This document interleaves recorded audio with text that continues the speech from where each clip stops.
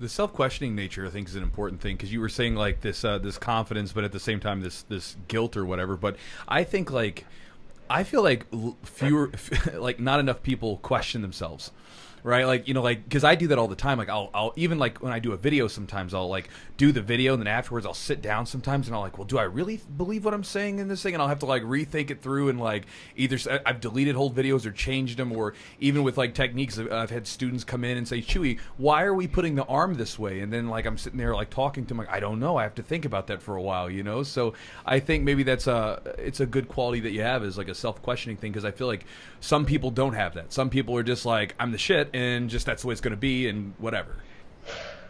Yeah, 1000%. I think the self-aggrandizing behavior in jiu-jitsu is really widespread, and it probably happens a lot at the higher levels, especially with competitive athletes, because as an athlete, like when you win something, your whole team celebrates with you, and for at least a week, you kind of feel like a god. Yeah. Like everybody's kind of entertaining everything that you're doing as like, oh yeah, the champion did that, or the champion is this way, And that's like great and all in terms of celebrating someone's victory, but as long-term behavior, it can really damage someone's like identification of the self. Like they can turn into kind of ego monsters in that way and never really understand that what they're doing is incorrect, or what they're doing is actually fostering a negative environment. That's, I think, where most jiu-jitsu schools fail, is because the instructor is not paying attention to the kind of environment that is being curated. So even if the instructor is humble enough or understanding enough or self-aware enough to take accountability of their own interactions,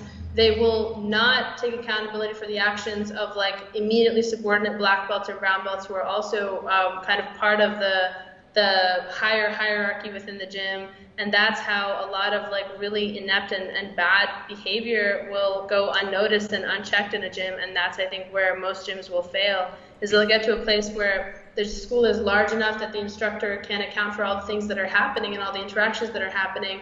And then just a lot of, there'll be a lot of ego, there'll be a lot of widespread control happening and power imbalance. And then a lot of like really cool people end up leaving gyms, or a lot of really cool people just end up leaving jiu-jitsu as a whole.